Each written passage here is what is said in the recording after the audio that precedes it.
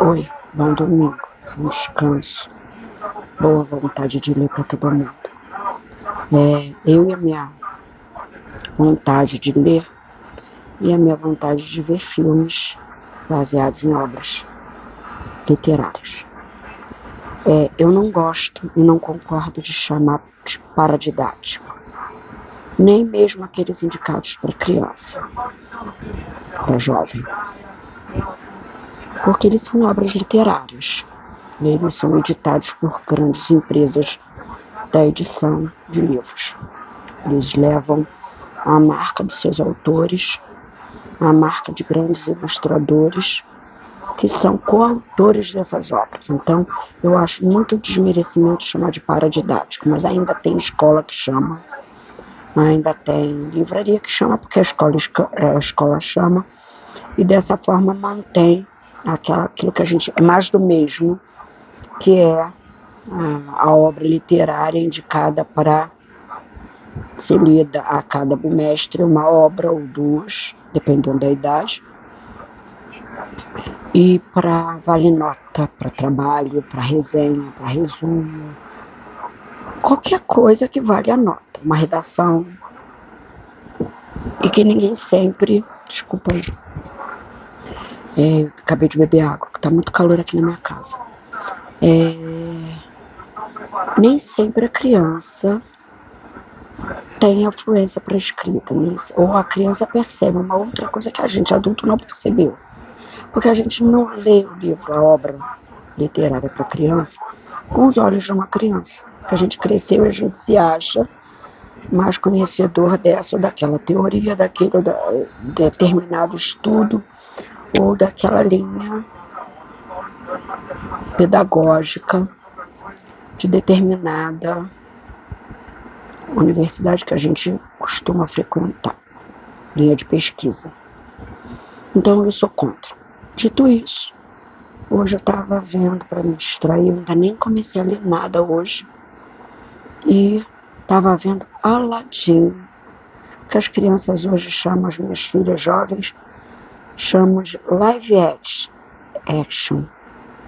Então eles pegaram, a Disney pegou o Aladdin do desenho animado e transformou num filme. Muita animação, aquele tigre provavelmente não é um tigre, o Will Smith como Aladdin pintado de azul, que é maravilhoso, daquele tamanho, diminui, aumenta e entra e sai daquela lâmpada, perfeito. Não vou discutir somente a obra da Disney, porque a gente também sabe do trabalho da Disney de transformar alguns contos de fada lidos, legíveis por crianças. Então eles às vezes descaracterizam obras com conteúdo muito específico, como os contos de fadas da época que foram escritos. E, bom, dito isso, eu vou declarar a minha dificuldade, porque eu adoro livros de capa dura. Então, por isso eu adoro os clássicos da Azar, que vem com um trabalho antigo, com uma tradução boa, baseada na obra original, com os desenhos, as ilustrações da época, obras de arte. É capa dura do jeito que eu gosto, com um rodapé maravilhoso. Mas eu tenho uma dificuldade. Eu tenho uma dificuldade de ler livro de bolso, a edição de bolso, que é menor. Então eu não comprei o Aladdin, eu não comprei a Bela e a Fera, por ser um tamanho menor. É dificuldade mesmo, gente, de manusear aquela obra menor. É meu, mas eu vou vencer isso um dia. Então eu não tenho ele aqui, mas eu vou comprar, prometo que eu vou comprar, porque eu tô doida para ler ele. Mas eu me remeto a uma leitura dos livros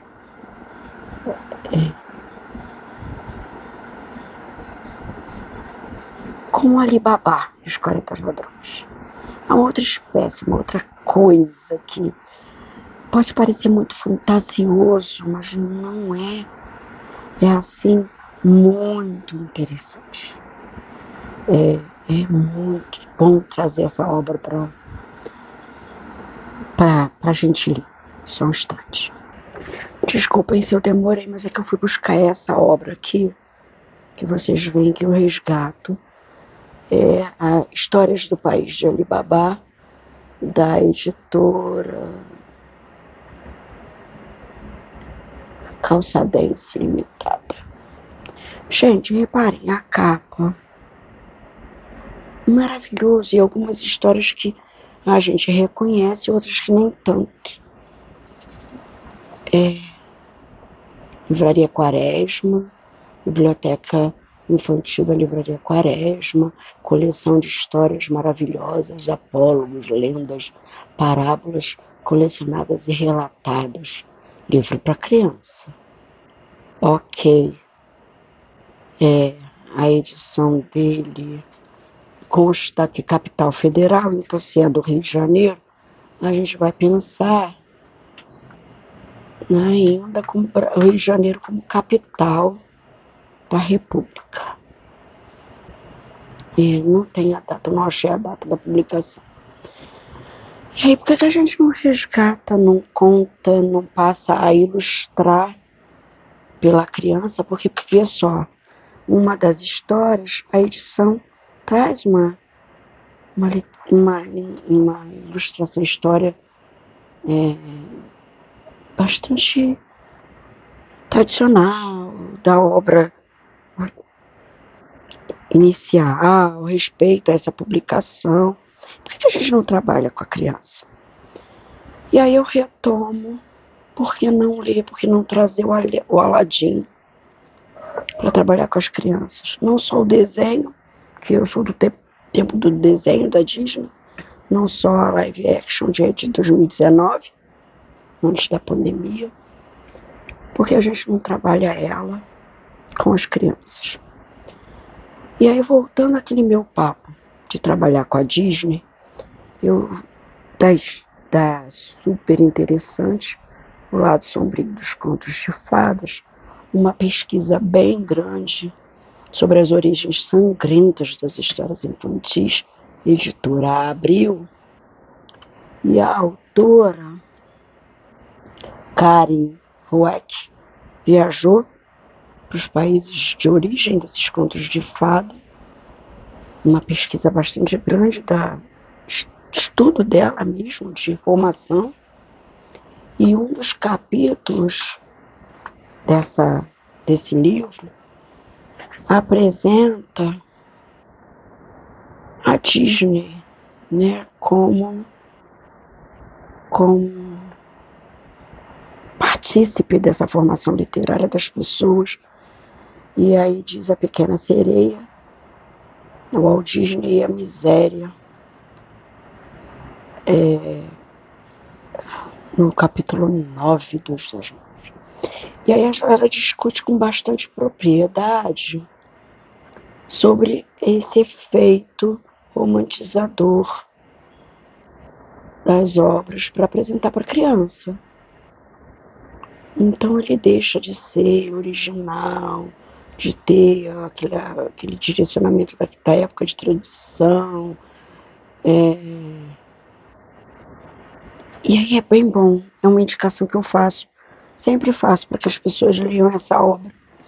Então, assim, da minha ligação de obras e passar a olhar para essas obras com um olho diferente na minha leitura literária e no meu olho para o cinema dessas obras. Dá para a gente trabalhar isso com a criança. Com os pequenos, uma outra linguagem, outro formato, mas com os mais velhos dá para a gente fazer esse olho crítico, porque trabalhar a leitura não é mais do que trabalhar o olho crítico. E eu fico devendo para vocês a obra literária do Aladim, mas eu vou botar a capa dele quando eu postar esse vídeo aqui, a capa dele, da edição da Zahar, foi comprada pela Companhia das Letras, mas mantiveram a publicação da coleção Clássicos da Zahar. Então eu indico para um bom domingo de calor, se você não tiver nada já combinado previamente, que você vai ler. E não é só porque eu gosto de clássico, é porque vale bastante a leitura. A Zahar fez um trabalho primoroso. Mas vai ler também a super interessante da Editora Abril. Beijo. Boa leitura.